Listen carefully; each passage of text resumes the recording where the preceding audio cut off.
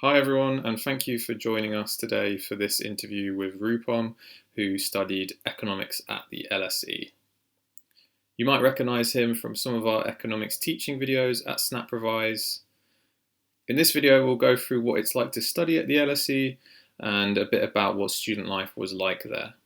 Before we start, do remember to subscribe to our YouTube channel and make sure you ring the bell so that you get all the notifications when we release a new video. Here's the interview. Hi, Rude. Thanks for joining us today. How are you? Doing well, Robbie. How about yourself? Yeah, not too bad, thank you. Let's start with just a bit of an intro to you. Can you tell me what you studied at A level, what you studied and where you studied at university, and then what you're doing now?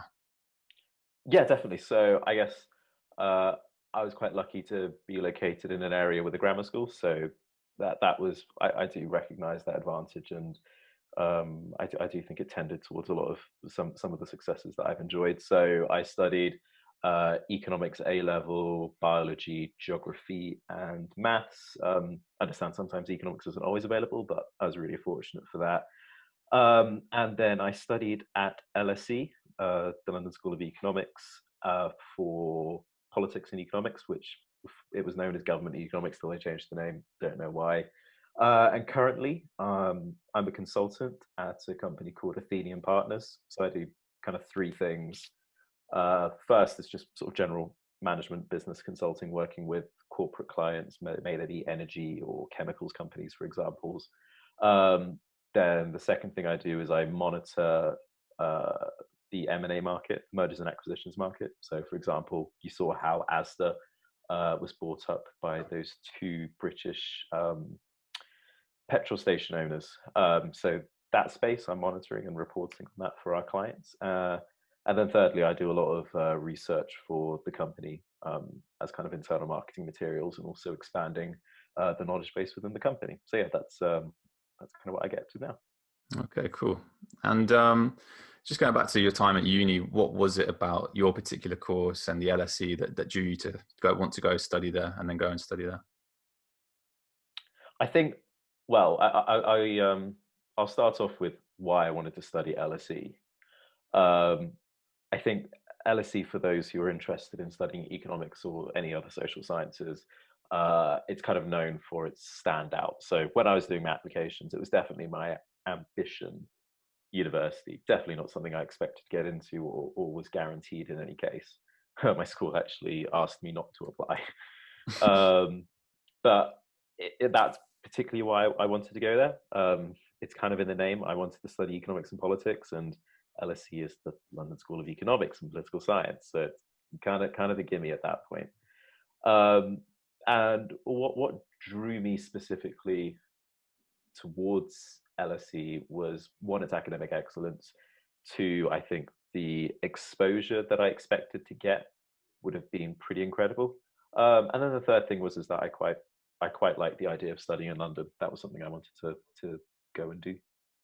Yeah, that was going to be my next question, actually. What was studying in London like? Because we've spoken to people at Oxford and Cambridge and Durham, and I think that's quite a different experience to studying in London. What would you say it was like for you?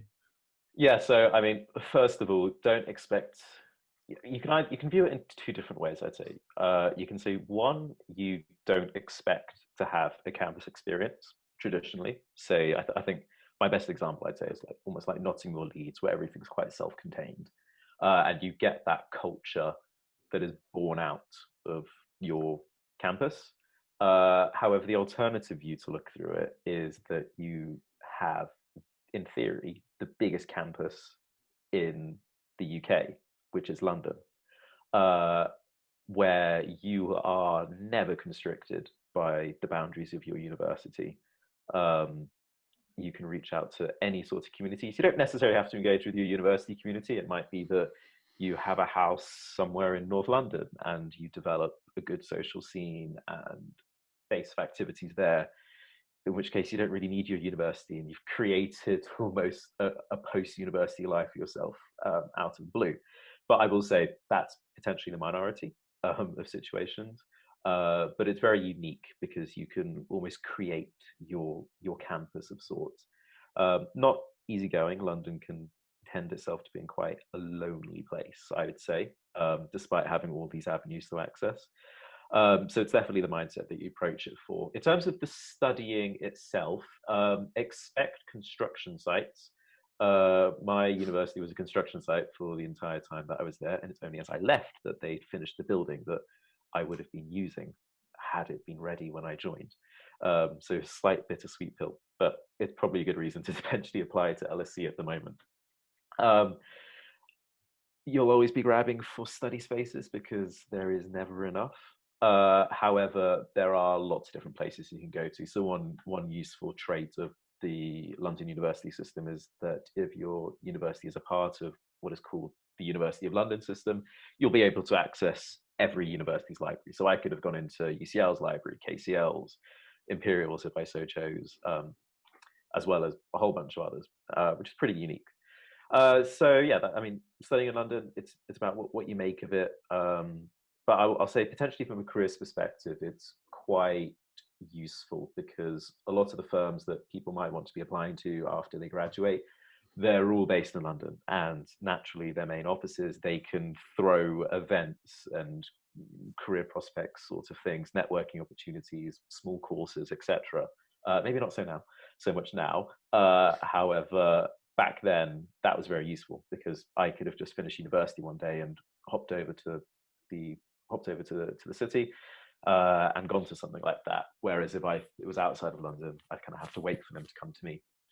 So there is that advantage. So yeah, those are a couple of things I'd say are pretty unique about studying in London. What was different about studying at university compared to A level in terms of the step up? How did you find that? Yeah, I mean, I think definitely in recognizing that there's a step up to the level of standard that you're expected to produce at university. However, I would actually say I felt less pressure at university as opposed to A levels. So I think with A levels, you've got competing people around you. You've got your parents, your teachers, your friends. A levels in of itself. All of this getting recorded and all of it counting towards this like ledger, this record, which is going to be attached to you for the rest of your life, which is admittedly not a necessarily pleasant feeling. But you go to university, and yes, I'm not by any means underestimating the importance of having a good university record, working hard. However, you at this point have taken the personal decision to go to university, and at which point your role and your purpose and all of the things you achieve at university are your own, which means that you set the agenda for yourself. You set how much pressure you want to put on you, which is nice. You're not expecting anything of anyone. If you fail at university, university doesn't necessarily care. They'll support you if you are failing, but at the end of the day, it's up to you. So I'd say actually that's the one difference. There's less of a step up in terms of the amount of pressure, and that's about how you handle it. One thing I was always frustrated with A level versus at university was being able to put your own individual flair and personality into your work. I don't know if anyone's ever done any essays, maybe economics and politics, for example, or history. And it's kind of like a regurgitation of everything that you've read in the textbook, but you've structured it out. However, at university, you get praised and encouraged for being individual, which is important, I think, in terms of developing one's intelligence, self-awareness, and also for being able to actually work out problems, because at the end of the day, that's what you go to university for. And the third thing, it's more of a life. I think it's more of a life thing when it comes to going to university, is that there are additional responsibilities that are not the same as when you are at school, which is a bubble. You are essentially making the 3-year long or 4-year long, 5-year long, however long your course is, transition into adulthood, which means you are thinking about things like council tax, putting your bins out,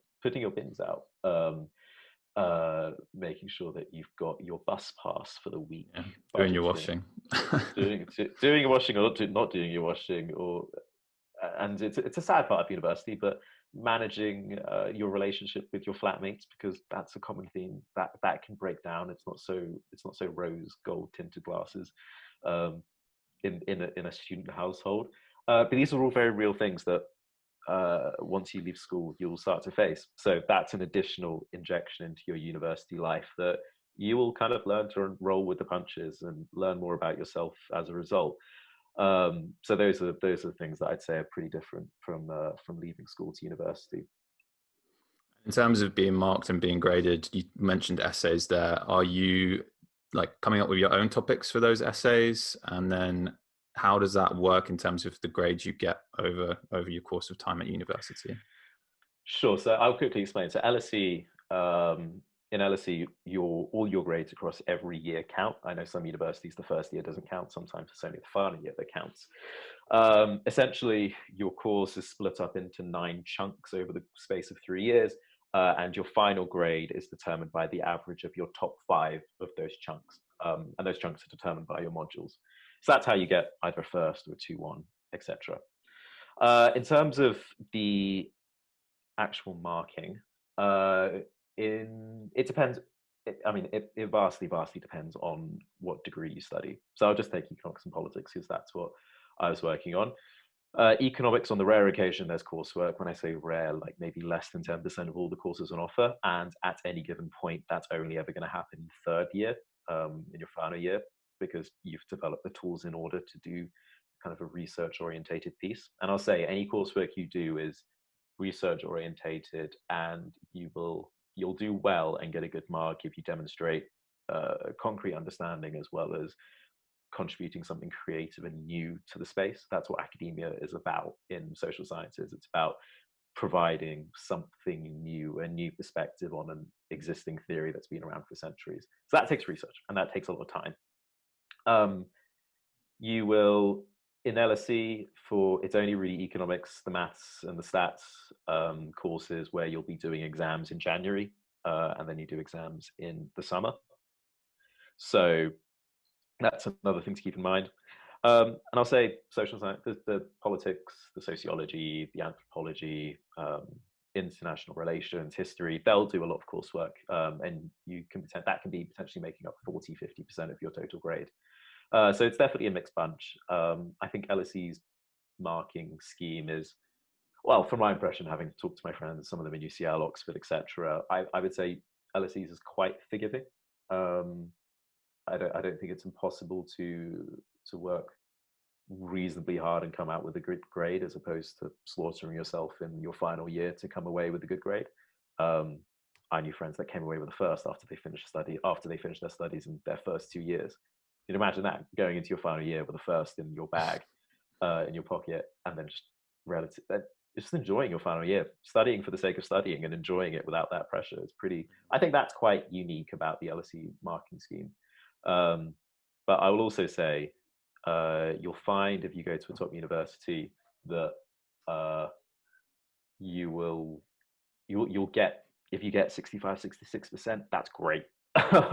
Just because you're getting marked by genuinely, when I say this, the thought leaders of your academic discipline. So it takes a lot to impress them than just regurgitating what they've said in a lecture. Okay, yeah, that makes sense. And what was a sort of typical day in the life of you as an LSE student in terms of the structure of each day and going to classes and stuff like that? Yeah, so every lecture will have, every module will have a lecture. For econ and maths, they could potentially be an hour and a half, 2 hours. For the other modules, there'll be an hour, and then you have an hour's worth of class time. LSE, you'll average 10 to 12 contact hours in a week, usually spread out. Same as most other universities, Wednesday afternoon is free for sporting activities, etc. I'll say that no day is necessarily the same at LSE and any university. Depending on how much you take onto your plate, things can be juggled around. Your personal schedule can change quite quickly, depending on what you do in your evenings, how long it takes you to get ready in the morning and stuff. So yeah, I wouldn't say there's anything consistent about any one person's day at uni, and I think that's pretty universal across most universities. But yeah, sometimes you can end up with lectures at 6 to 7, which isn't nice, but most classes are always during the daytime. And classes will be in the realms of about 10 to 13 at most. Get smaller as you kind of escalate through the years, and you end up with smaller and smaller people in smaller amounts of people. Sorry, in the modules that you're studying. I just want to get back to what you're doing now. In terms of what you're doing now, how did university help you to prepare for that? Yeah, so I think this is the case for most degrees. The purpose of doing a degree at university is for you to no longer need a textbook to answer a question, is how I'd phrase it. And I chose economics and politics as my method to essentially do that. So in terms of what I'm doing now, everything is so varied. Like I can work on a project about a very specific chemical that I've never heard of in my life, and I don't come from a scientific background, or I can be working on a new drug that's entering into the Middle Eastern, African, Asian markets to treat some rare disease that, again, I've never heard of before. But what the tools at university do give you is to structure out these problems into segmented pieces. Everything is workable in isolation within the realms of economics and politics, and understanding how each segment works in of it by itself is important, and then how each segment contributes to the entire picture is essentially what the study, I think, can be drummed down to be about. And what that allows you to do after you've mastered that technique is to answer the tough questions.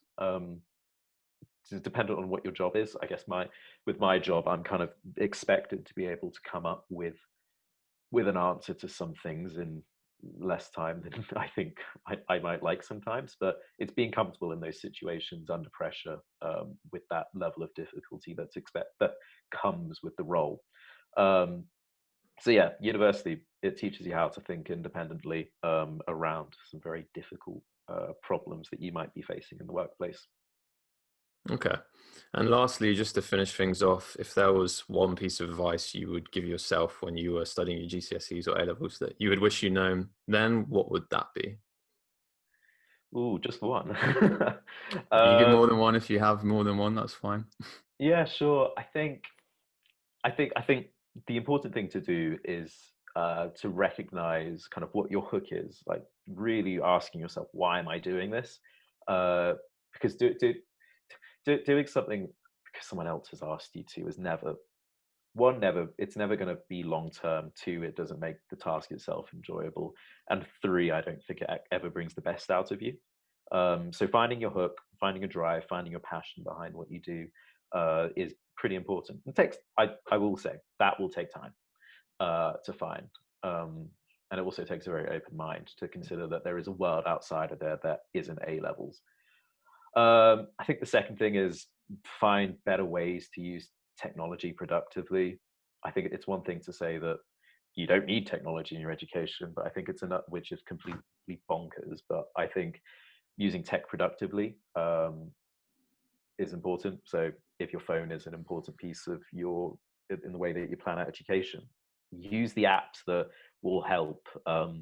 Like I had an app on my phone which prevented me from like opening it for so many hours.